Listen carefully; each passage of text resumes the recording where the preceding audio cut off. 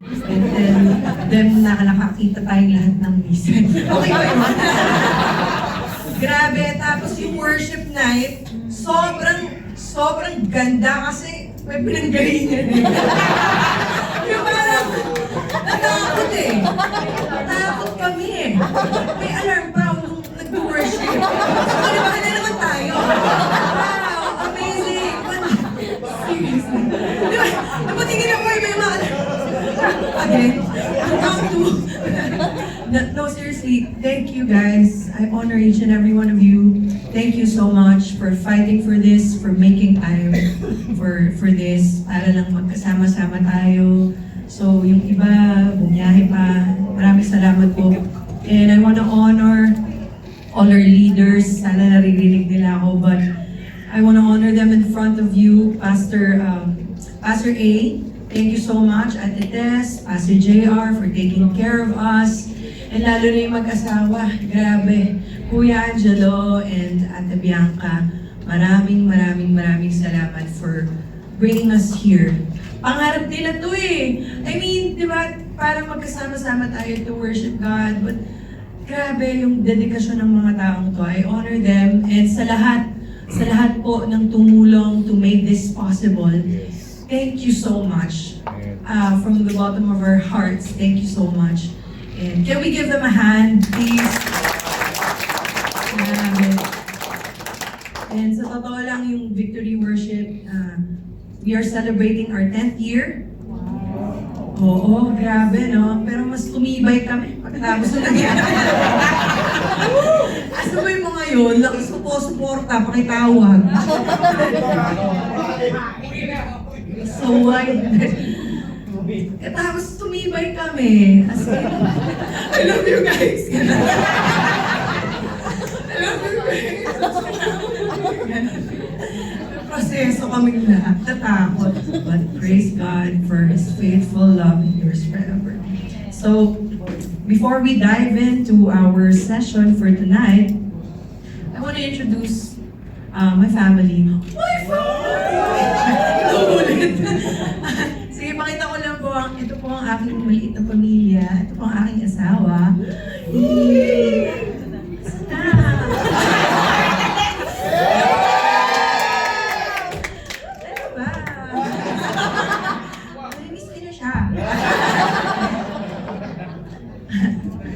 Kuya Angelo, ina-order kita eh. Nandito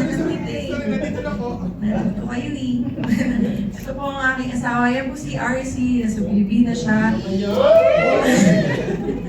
Dapat kasama siya, pero kasi may 10 days sila sa Panama sa August. So, nag-iipon ng leaves, hindi na kaya. Next time, babalik po kami. So, he's been married for a year. So, we celebrated our, Kuya Angelo, why not? Just celebrated our first year as husband and wife. So, praise God for His grace. Sabi na! Sige, tonight's theme is Soundpost, right? And I want us to remember this all throughout our session tonight. Tension creates resonance. Tension creates resonance.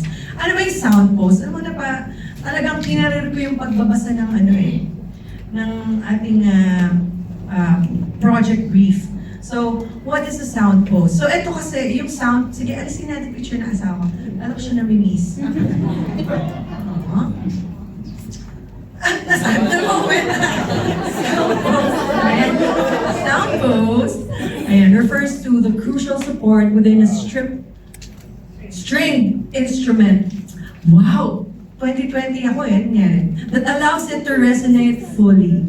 So, may picture ako dyan, ni-research ko.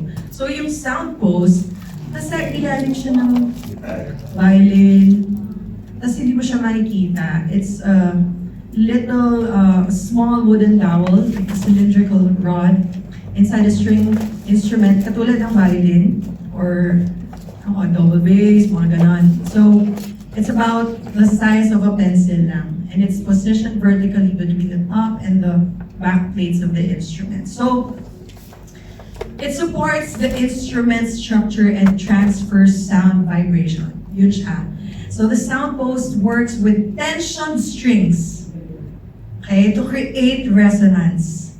So when strings are too loose, walang tono, di ba? Pansin niyo yung pag sa gitara nagbabalit ka, walang too loose, walang tono. But if it's too tight, di ba, sobra yung pressure, magsasnap.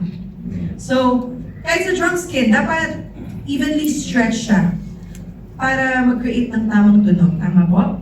So, now, what does that look like in our context as, you know, as people of God and people who have been given gifts of, you know, music?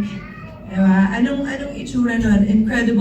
This incredible gift and skill in music. So, the whole story of the Bible is about our good and gracious, loving, slow to anger, abounding in steadfast love God, right? Redeeming a people for Himself. So since the beginning, ang puso ni Lord, God's intent for us is to walk in fellowship with Him and to dwell among us. So imagine Adam and Eve reflecting the glory and the excellencies of God before sin came. Just imagine that. And that is worship. Adam and Eve reflecting the excellencies, the glory of our God. But because of sin, we all know this, it ruined that perfect relationship. And there was no way that we could mend it on our own. That's why God, in His perfect love, in His wisdom, and His kindness, sent Jesus Christ to be the propitiation for our sins, the atonement, the sacrifice for all our sins, that we may be restored to our relationship with God, right? And to our priestly responsibility. I learned that from Kuya Lee, from Pastor Justin Gray. We have a priestly responsibility. That's why in 1 Peter 2:9 it says there, "But you are a chosen people, a royal priesthood, a holy nation, God's special possession, that you may declare the praises of Him who called you out of darkness into His wonderful light." This verse affirms our calling in our identity in Christ. God's intent since the beginning is for us to carry the priestly responsibility to reflect His glory and declare the praises of Him and to walk and have fellowship with Him. So, paano yun? Diba? We are to conduct ourselves in a manner that is worthy of our calling. Priesthood is a beautiful gift from God. So we could say that to be in a relationship with God is to be a priest, to be a saint, to be set apart, to be holy, to be royal, to reflect all that He is. Amen? So, okay, fine, wow, ang ganda. Di ba? Ganda pakinggan, di ba? But we're still here, and the story is not over yet. As Christians, this is our reality. We live in this tension of already but not yet. Already but not yet. God's kingdom has already come. Sin has been defeated. We have been given the Holy Spirit, right? The Spirit of God is in us. But the reality is, we are still in this fallen world. Yes, we are a new creation, but we are still being sanctified every single day. We know that God will come again, but as we wait, nandun yung tension. It's either dadating si God or we die, right? But we have a responsibility to share the gospel. And again, I want us to remember this all throughout our session. Tension creates resonance. And here's the thing, you know, no one sees the sound post. Diba? Nakatago siya na sa ilalim, but without it, the instrument collapses. Just like no one may see your practice time, your tensions, your tears, diba? But God does. He sees everything. And He uses those to shape the sound of your life. Come on. For something to resonate, it needs the right tension. Hindi ka tutunog kung walang tension, walang nangyayari sa buhay mo. So without proper tension, we won't be able to produce a beautiful sound that would tell the excellencies of God who called us out of darkness into His marvelous light. Right? And as we established earlier, a sound post works with tension strings. So God stretches us not to break us, but to align us to His will and His purpose here on earth. So I'd like to share just 3 tensions that God uses to produce in us a sound that would please Him. Number 1, skill tension. In Psalm 78, nasa mga ano natin, sakto. David shepherded them with the integrity of heart. With skillful hands, he led them. Earlier, grabe, ganda ng shinare ni Kuya Lee. Worship that thinks, worship that forms, worship that loves. Diba? We need to position our hearts with God. Because it's impossible to lead people without knowing God. If you do not know the one you follow, you will not follow. You will not be consistent. You will not pursue. Hindi mo kilala eh. We say this all the time, di ba? Public ministry reflects private ministry. Integrity matters. Who you are when no one else is looking, how you actually treat other people, how you treat people who have wronged you. It matters. We're not better than anyone. I hope you don't think of yourself na, sige, ano naman eh, I won't go down to your level. Sana wala tayong ganun, ano? Kainis. Who you are at work, and more importantly, in your own homes. All of that matters. But guess what? Skill is important too. Skill is important. Alam niyo, pagka nagbabike ka, kailangan may balanse ka. Hindi pwede puro heart. At kasi sabi ni Kuya, bakit kumakanta ba yung puso mo? Sige nga. Katabay. Hindi, kailangan mo ng skill. May heart ka, may skill ka. Makakapag-bike ka. Okay? Kung hindi yun sabay, malungkot yun. Di ba? Puro heart, walang skill. Laging distracted ang ano. Sa worship time, kawawa naman yung mga tao. Parang, oh my gosh, hindi niya na-hit yung notes. Oh my gosh, you just woke up. Alam mo eh, di ba, singers? Alam mo kung hindi nag-warm up. Yes. Gising. Practice yung first service. Sorry, I'll pay for your food. Okay. Sorry. Okay, I'll be honest. O kaya puro skill. Puro skill. Walang character. Ang sakit magsalita. Hindi siya mindful of the teammates. Diba yung judgmental tayo? Mahirap yun. We need both. We need both. You need to have the heart. You need to have the why, the passion. You need to have skill, the ability to do what you need to do. Otherwise, you'll crash into something. So in Exodus, so ngayon kasi nasa Exodus ako, grabe, paulit-ulit ko nakikita yung, lalo na when God told Moses to build the tabernacle, yung paulit-ulit, the word is skill. He had specific instructions for Moses, and God used many times the word skill. Kasi kailangan ng skill. If we are to serve God, let us serve with excellence. Why? Because He is worthy. He is worthy. So, there's a healthy pressure or tension to grow our skills. We need to practice intentionally, guys. Okay? Know your strengths, yes. But also focus on the areas you know you struggle with. Okay? So, diba, nahihirapan ka mag-second voice, okay naman, pero i-challenge mo rin yung sarili mo. Matuto ka rin. Marami ng resources kasi na available. Vocalizing, very basic practice. Yes, yet we often forget or neglect to do it. Singers, diba? Not doing it will strain your voice. You know, pag sinasabi ko po to, naalala ko lagi si Isa. Si Isa Fabregas una, kasama namin sa team. Si Isa, palagi siyang maingay bago kami tumugtog. Palagi siyang, palagi talaga, as in walang mintis yun. Palagi siyang nagwa-warm up. Pero no wonder, perfect pitch. Diba? Si Isa never kong narinig mag-out, yung hindi sure na tono, ganon. Kasi nag-warm up siya. Alam mo yun, inaayos niya, naghahanda siya. Naghahanda siya. Sabi nga, di ba, when you're leading worship, you prepare like you're preaching.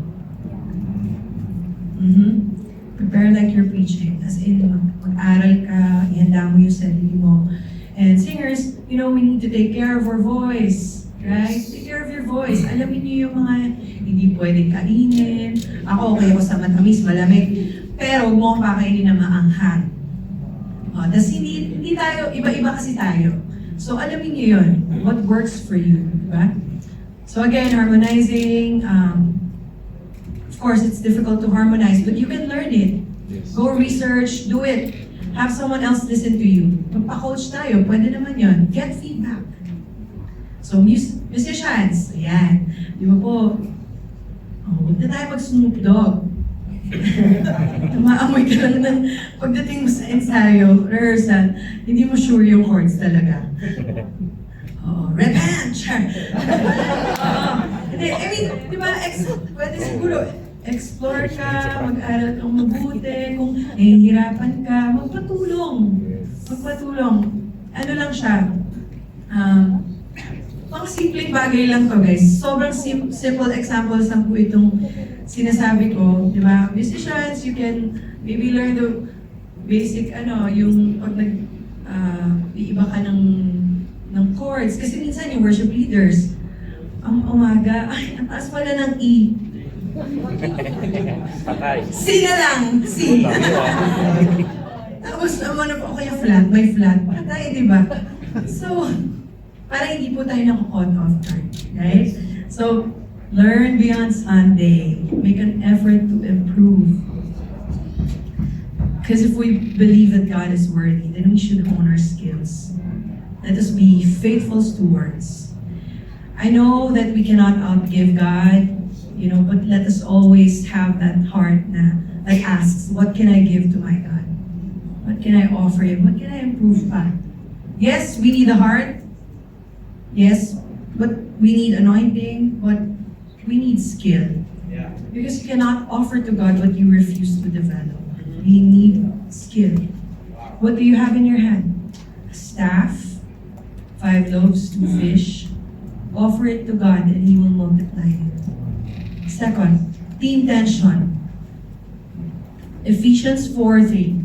Make every effort to keep the unity of the Spirit. I believe yung disciples po had conflicts among themselves. Yes. Okay, hindi sila perfect. And in fact, in the Bible, they argued about who's the greatest. In Luke, di ba? Who's the greatest?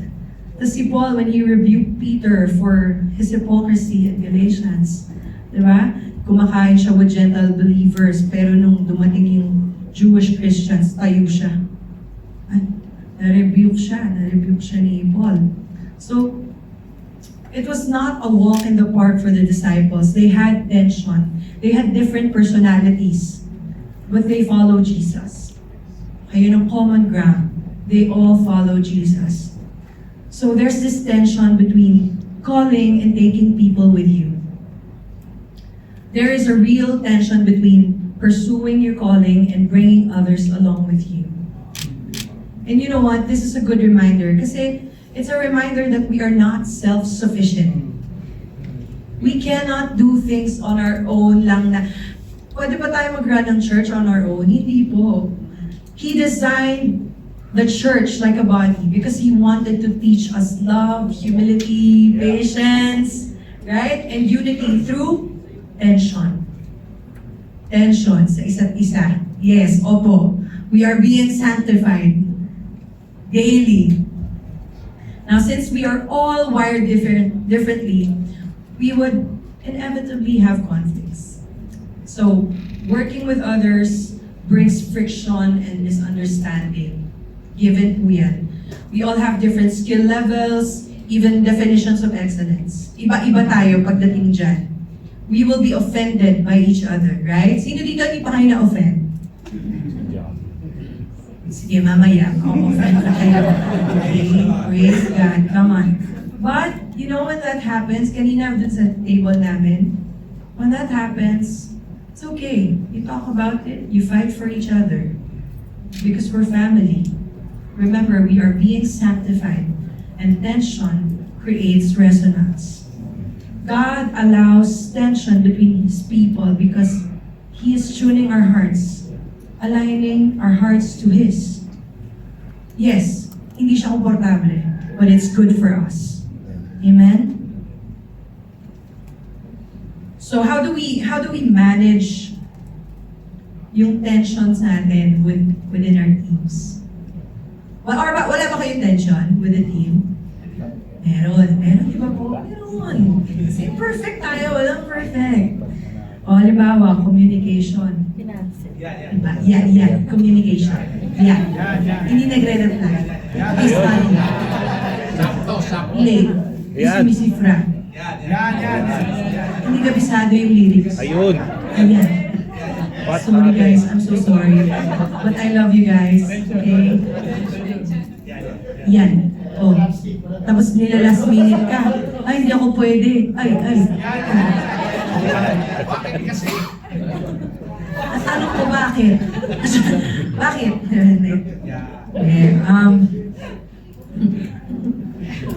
Pansin nyo, most of our tension is relational. Iba-iba kasi tayo guys. And, di ba? Samson. Madali magtono ng gitara. Mahirap magtono ng puso, ng ugali. Takes a while. Burn. So may mga tao kasi na yung mga blunt sila, di ba? May mga ganong communicators. Wow. Blunt communicators. Walang sugarcoating. Pero deep inside, ang binavalue nila clarity. Ano lang sila, talagang what you see is what you get. Pero minsan, may tendency to be harsh or insensitive. May kwento ako. Yan. May kwento ako. Sa Ortigas kasi, meron kaming napakagaling na musician. So, siya, actually, music director siya ng isang magaling na artist sa Pilipinas. And advanced na siya in years. So, medyo older. Tapos, sobrang galing talaga. Nakaka-bless talaga. Sobrang galing. Pero, natatakot yung teams pag nandyan siya. Pagka-team nila siya, natatakot sila. One time, may mga na-intimidate sila. So one time, may nakausap ko rin yung team. Sabi natin, medyo nakakatakot siya kasi talagang, siya eh. Ups, wait. Hindi yan yung chord. Ganito yan. Ganun siya magsalita. So sabi ko naman, nung una, sige, nyo lang. Kausapin nyo, sige, nyo lang, sabihin nyo, kuya, pwede po bang Pero hindi nila kaya eh. Hanggang sa yung worship leader na yung nagsabi sa akin, parang ate, hindi siya kaya. Naka-experience mo kayo gano'n. Oy, katabi yung teammate. Sabi, ang hirap niyang kasama ate. So difficult to work with him. Ganyan. So I had to step in and initiate that conversation with this guy. Okay? Kahit na ako, feeling ko, ang bata ako, nakakatakot kakausapin ko siya, mas matanda siya sa akin.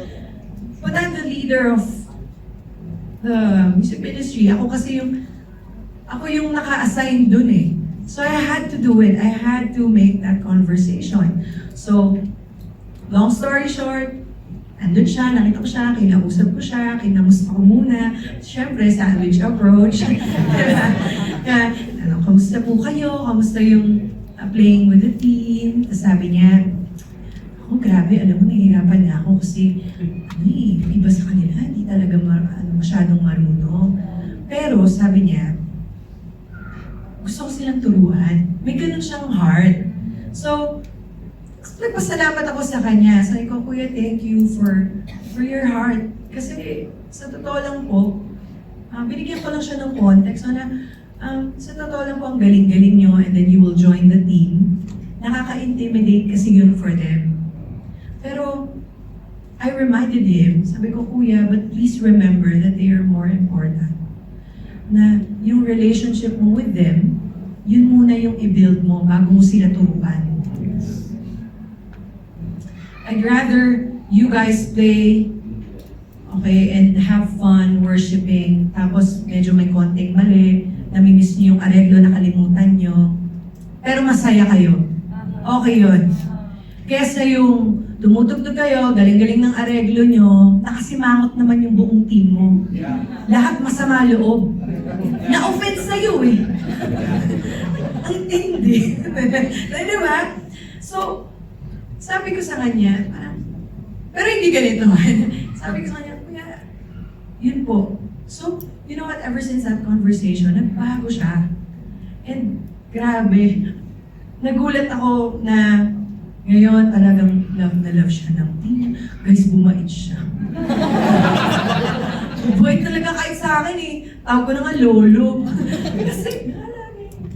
Kasi bumait siya, binago niya yung approach na naintindihan niya na mas importante yung mga tao. I don't care if you're talented.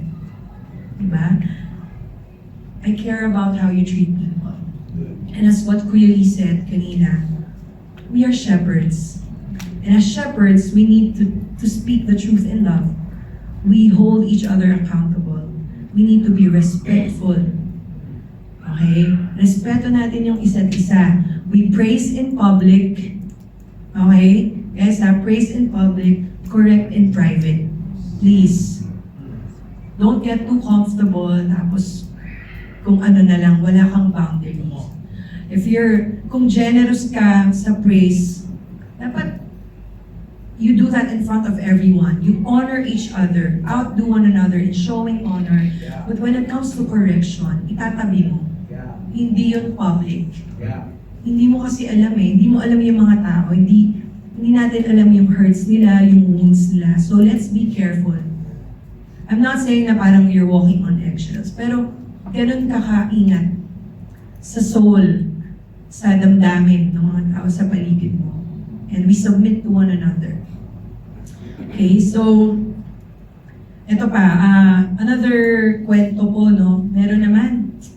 So, sa Victory Ortigas po kasi, ang pinakamaaga naming service is 10 a.m. So, we have a worship leader that leads like it's 5 p.m. 5 p.m. service. Yung matalon, hype na hype, gano'n, 10 a.m. pa lang. Eh, ang mga nasa service namin ay mga tita, mga seniors. Okay?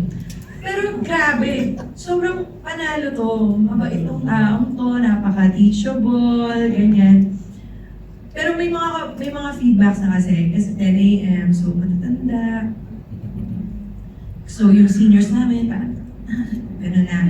So, to be honest, ako kasi parang ayong atakihin yung the way he leads worship because that's the way he expresses his worship to God. Yes. Okay, so wala akong problema doon sa totoo lang. Okay? Siguro yung banda pwede mag-adjust. Ayoko siyang ma-restrict, but at the same time, I wanted to see how he would take feedbacks. Gusto ko naman makita yun. I wanted to see how he would take yung mga, kahit mahirap eh, kasi hindi naman madali, di ba guys, pagka nakaka-receive tayo ng feedbacks. It's not easy to talk to them, to talk to people, di ba? Give them your 2 cents. Because you're risking the relationship. But again, I wanted to see how he would respond. So I talked to him, again, sandwich approach. I said, I appreciate your leadership, thank you for leading the team so well, yung morning service. Pero pwede ba kuya bigyan natin ng discount din sa tunog? Yung kasi mga 20% din, gano'n. Huwag tayo masyadong magulo sa stage. Kasi, kasi nga, nandito tayo to serve. So kung may mga gano'n, we make the necessary adjustments. So, ano naman siya? Thank God, he took it well. Okay, so sabi ko, thank you Lord, ang hirap-hirap ng mga ganun, di ba? Yung mga ganung conversations. Pero again, he understood that leading worship is about God. It's about helping people. It's about serving them, right? Through music, that we may point them to God. So if clear yon to all of us, then we can adjust. Okay lang. We can adjust. It's not about us. Again, positioning. Diba? Sound post. Positioning matters. You can be gifted but misaligned and still miss the resonance. Again, it's the same. Conversations need to happen. Guys, yung tension between each other, okay lang yan, normal yan. Kung wala kayong tension, baka tanong ko, totoo ba yung relationship nyo? Hindi kayo nag-iis-isan. Hindi lalalim yung pagmamahal nyo sa isa't isa. Healthy tension is asking for feedback. We push for excellence and we welcome different opinions. Okay lang yan. And again, we are shepherds. We're supposed to smell like sheep. We do the hard, same old boring strokes. Because leading worship is not just about singing or playing. It's about loving God. It's about loving His people. Loving people. Guys, it's about loving God, loving people. Yung pagmamahal na re-receive mo kay God, ipakita mo sa mga tao, sa team mo. So, ingatan natin ang isa't isa. Do we really know the people we lead worship with? Katulad ng sinabi ni Kuya Lee, kilala ba natin? Alam ba natin yung mga pinagdadaanan nila? Diba? How about the people in your congregation? I'm not saying dapat alam mo lahat. But if you're a music minister, before the service starts, you go around and talk to people. Kamusta nyo? Pag-pray nyo. See, it's more than just singing and playing. It's about shepherding people. It's about loving them. Do we pray for each other? Chine-check ba natin isa't isa? Do we cry with them? Do we celebrate with them?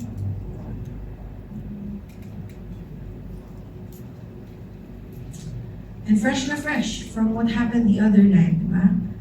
Apart from what happened, we wouldn't have lifted up God's praises with such power and depth. And we experienced it, guys, tayong lahat. Ay, grabe yung worship night. It's about God. But you know, yung tension na yun, grabe yun ah. We kami the following morning eh. So God allows tension and He uses tension to make us more like Him. More loving, more compassionate, more understanding, diba? More forgiving. Tension creates resonance. God allows us as a team to go through difficult seasons, whether it's a misunderstanding with a teammate or something, you know, like what happened last night. He uses all of it to make us more like Him, so that we would produce a sound that pleases Him and resonates His glory throughout eternity. And lastly, personal tension. Yeah, the inner stretch. I'm almost done.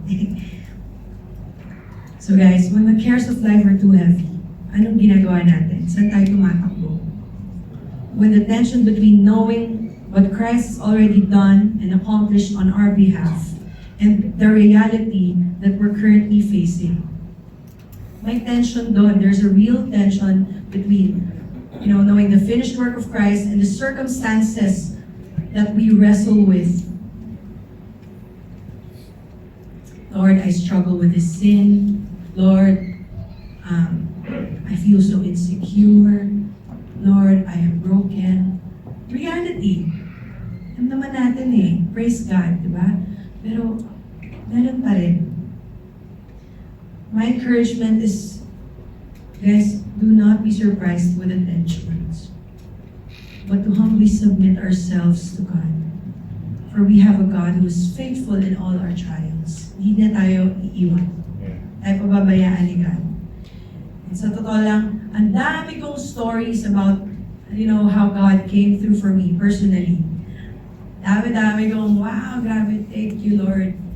Pero meron din akong mga unanswered, feeling ko unanswered, or meron din ako ng mga, parang, Lord, paano na to? Di ba? Meron tayong lahat nun. Actually, it happened to me a few years ago. I found myself asking God for something that I deeply desired. But He didn't grant my request. So I had a hard time going through what felt like an unanswered prayer or yung parang ungranted request, yung feeling ko.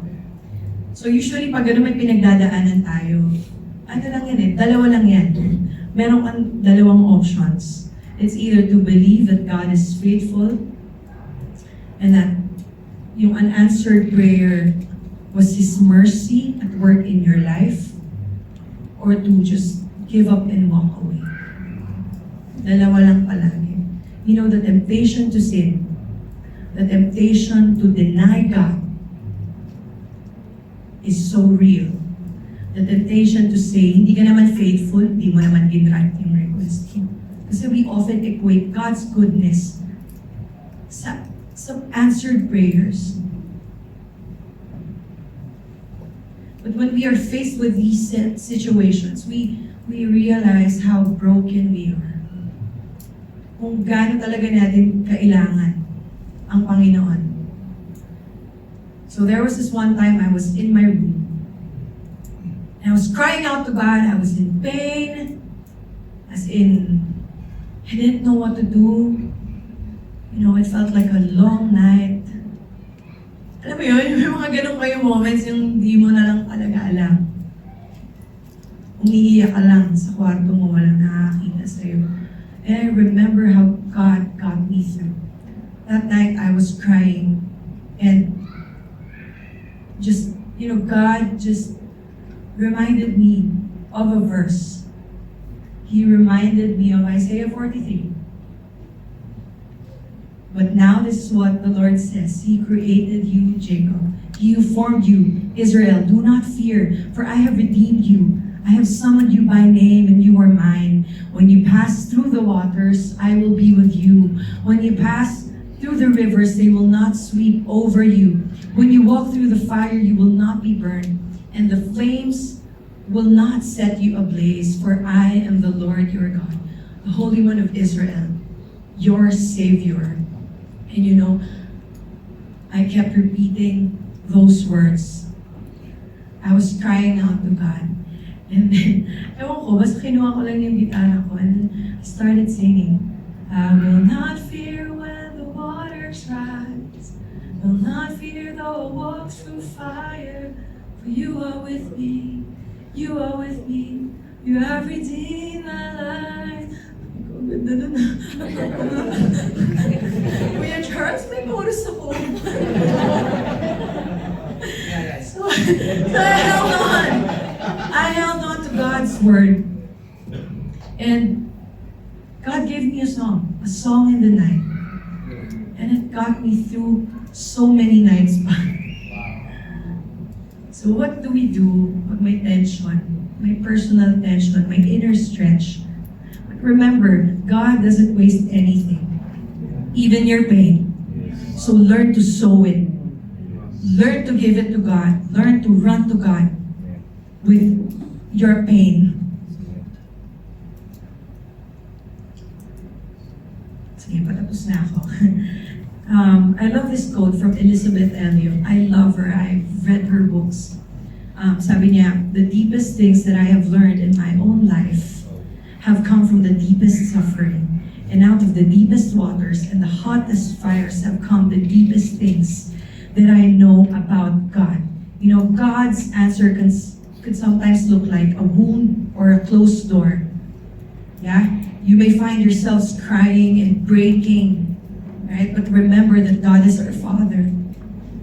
And because He is our Father, He has every right to say no. To say wait, or even direct us to something He wants us to have. And it's always the best. Amen? It's learn to submit yourself, your heart to God.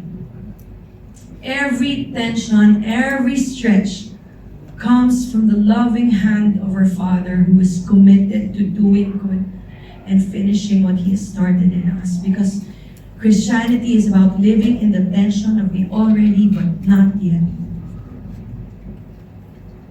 And the sound we resonate is the praises of God, of the praises of the witnesses of God throughout every generation, giving glory to God.